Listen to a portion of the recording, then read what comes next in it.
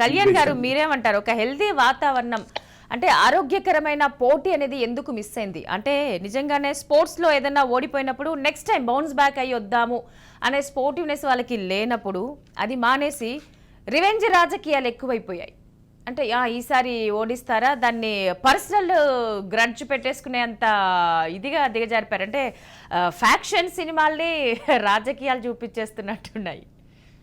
అంటే మేడం ఖచ్చితంగా మనం కనుక ఇంతకు ముందు కనుక చూసుకుంటే మనం ఎలా చెప్పేవాళ్ళం అంటే ఇంతకు ముందు రోజుల్లో యథా రాజా తదా ప్రజ అనేవాడు. అంటే రాజు ఎలా ఉంటాడో ప్రజలు ఎలా ఉంటారని. అది ఇంతకు ముందు సామెత. బేసికల్ గా చెప్పాలంటే రాచరికం రాజులో ఉన్న టైంలో ఉన్న సామెత.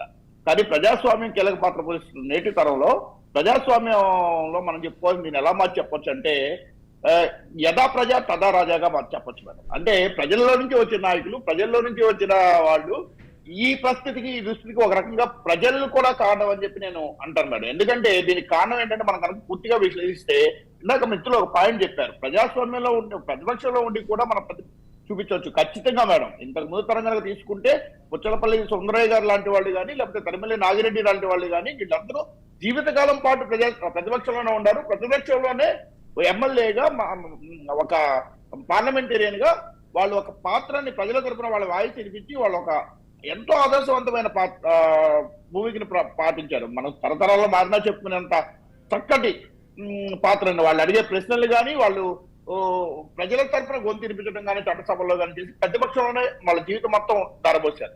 అలాంటి పరిస్థితుల్లో నేను అధికారమే పరమావధిగా ఎందుకు మారింది అంటే ఎన్నికల్లో విపరీతంగా పెరిగిపోయిన ఖర్చు, ఆ ఖర్చు వల్ల వాళ్ళ ఉన్న పరిస్థితుల్లో ఏంటంటే సామాన్య ప్రజలు ఎన్నికల్లో గట్టి కాలేని పరిస్థితి వచ్చేసింది. విపరీతంగా ఖర్చు పెట్టాలి. ఆ ఖర్చు రాబెట్టుకోవాలంటే అధికారం తప్పనిసరి పరిస్థితి అయిపోయిన దౌర్భాగ్య పరిస్థితుల్లోకి మనం నెట్టబడినాం. దీనికి ఒక రకంగా ప్రజలు కూడా మారాలి, ప్రజల మైండ్ సెట్ కూడా మారాలి. అప్పుడే ఆ ముగుతాడు అనేది ప్రజల చేతుల్లో ఉంటుంది. దీనికి దీంట్లో మార్పు తీసుకురావాల్సిన కీలక పాత్ర ప్రజలదే అని చెప్పి. అంటే ప్రజలంటే వ్యక్తిగతంగా ఎవరో ఒకళ్ళో ఇద్దరో కాదు మేడం. ప్రజాస్వామ్యంలో మెజారిటీ ప్రజల ఆలోచన కనుక దానికి తగ్గట్టు కనుక ఉంటే అలాంటి వాళ్ళే ఆ హుందాతనం కలిగిన వాళ్ళు భాష మీద, నడత మీద, క్యారెక్టర్ మీద హుందాతనంగా ఉన్న నాయకులు ప్రజల్లోంచి వస్తారని మనం చెప్పొచ్చు మేడం. అంటే కళ్యాణ్ గారు మీరు అన్నట్టుగా ప్రాంతీయ పార్టీలు కానీ లేదంటే జాతీయ పార్టీలు కానీ మీరు ఇంతకు ముందు కూడా అన్నారు అంటే ఒక ప్రాంతీయ పార్టీని గెలుస్తుంది, ఎందుకు జాతీయ పార్టీగా మారిన తర్వాత మిగిలిన రాష్ట్రాల్లో టీఆర్ఎస్ పోటీ చేయలేదు అని అంటున్నారు. At the same time KCR చెప్తున్న ప్రచారంలో ప్రతి చోట కూడా ప్రాంతీయ పార్టీలే విజయం సాధిస్తాయని అంటున్నారు. అంటే ఆయన మాటల అంతరార్థం ఏ విధంగా చూడాలి? అంటే ఇప్పుడు బీఆర్ఎస్ని మనం ప్రాంతీయ పార్టీగా అంచనా వేయాలా, జాతీయ పార్టీగా అంచనా వేయాలంటారా? అంటే ఆయన ఏ పార్టీని ఉద్దేశించి ప్రాంతీయ పార్టీ గెలుస్తుందన్నారు?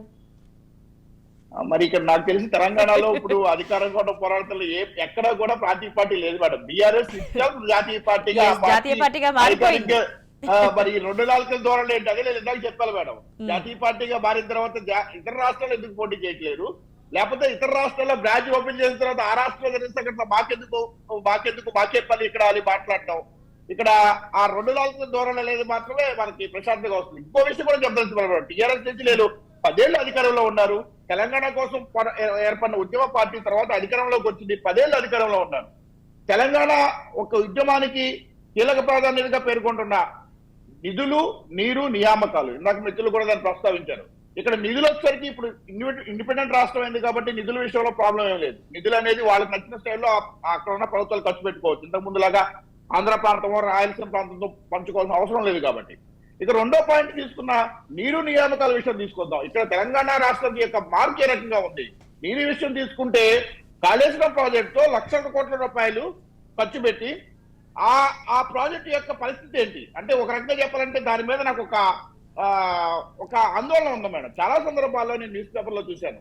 దాని మీద జరిగిన విషయం ఏంటంటే అది చాలా ఎత్తిపోతల పథకం, చాలా కాస్ట్లీ పథకం. అంటే ఏంటంటే నిర్మాణం ఒకటే కాకుండా మెయింటెనెన్స్ పరంగా కరెంటు బిల్లుల విషయంలో కూడా, విద్యుత్ బిల్లుల విషయంలో కూడా చాలా కాస్ట్లీ పథకం. ఎంతో ఖర్చు పెట్టి నీళ్ళని ఇక్కడి నుంచి తీసుకెళ్లి పైకి తీసుకెళ్లి చాలా సందర్భాల్లో వరద వచ్చినది మళ్ళీ వదిలేసిన సందర్భాలు చాలా ఉంటాయి. గత 3-4 ఏళ్లలో 2-3 సార్లు నేను చూసాను న్యూస్ పేపర్లో. ఎంతో కష్టపడి నీళ్ళు తోటతో పైకి అక్కడ వరద వచ్చినది వదిలేయటం.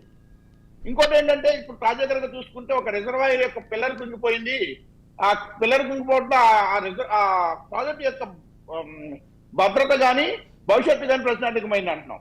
మరి ఇక నీళ్ల విషయంలో దాన్ని ఎలా సమ్మతించుకుంటారు? ఇక నియామకాల విషయం తీసుకుంటే గత 10 ఏళ్లుగా ఒక పొలిటికల్ రిక్రూట్మెంట్లు తప్పితే, అంటే ఆ పార్టీల ద్వారా పదవులు వచ్చినాయి తప్పితే నిరుద్యోగులకు ఎటువంటి న్యాయం జరగలేదు.